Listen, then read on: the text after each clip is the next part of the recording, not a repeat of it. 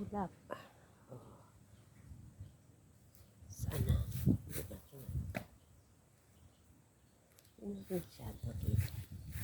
Diyan. Ayan. Ayan. O, diba? Ang ganda-ganda ng ano natin, ng view natin dito. Kasi maraming puno. Nandyan tayo. Nandito tayo sa puno ng mangga. Sa lilim ng puno ng mangga. At nandito tayo sa hardin. Sa ating mga sitawan. Ayan. O, diba? Yan ang pinagkakabalahan. Yan ang bago kong tanim na ampalaya, guys. Ayan. Sana mabuhay. Ayan mga gulay ko. Ayun yung sitaw. O, diba?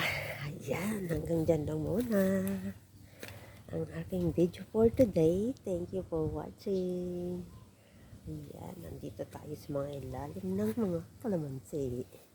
Ayan. Daming buo na kalamansi natin, guys. Ayan. Saya pag marami tayong tanim.